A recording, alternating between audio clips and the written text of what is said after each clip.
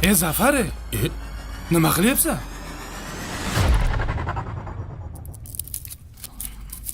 Majlisda odam siqilib ketdi-da. Nima yeyapsan? Olsangchi.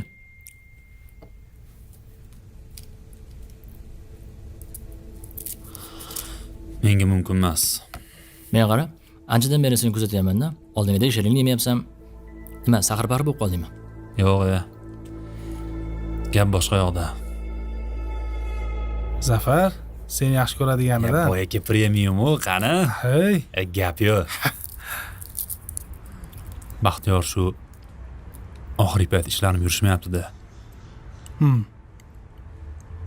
Topishim yaxshi, lekin baraka yo'q. mabodo birontasi norozi qilgan yoki bilmasdan haqqini yeb qo'ygan joying yo'qmidi? Yo'q, hech kimni norozi qilmaganman. Bir ikkita qarzlarim bor. Katta pul emas. Beraman-da. Zafar, qarz katta yoki kichkina bo'lmaydi. Qarz bo'ladi.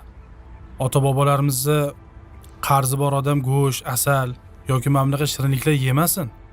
Uni o'rniga qarzini to'lasin degan gapini eshitmaganmisan? Qarzlarimni to'lamaguncha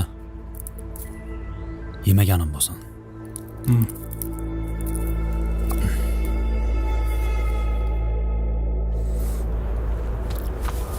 Zafar, nima qilyapsan? Qarzimni uzmagunimcha yemayman deb ahd qiluvding-ku. Ey. Sen mana buni ko'rgan. Nima bu? Qarzlarimning ro'yxati. Bittagina fursat do'konidan qarzim bor desam, ko'p joydan qarz ekanman. Xo'sh, Hammasini ro'yxat qilib, qarzlarimni egalariga bitta qaytarib, hamma haqdorlarni rozi qilib, kechiktirganim uchun ham uzrimni so'rab chiqdim. Bugun oyligimni oldim-u, fursat do'koniga bordim. Fursatdan olgan oxirgi muddatli to'lovdagi qarzimni ham to'lab chiqdim-u, birinchi shu yerga kelyapman. menga qara, rostdan qarzingni uzib oldingmi hammasini? Hatto kommunal to'lovlarni ham plyusga o'tkazib yubordim. Gap yo'q. Lekinchi, birovni haqqini qaytarsang, qarzlarni uzsang, rostdan ham ishing yurishib, baraka bo'lib ketar ekan. Albatta.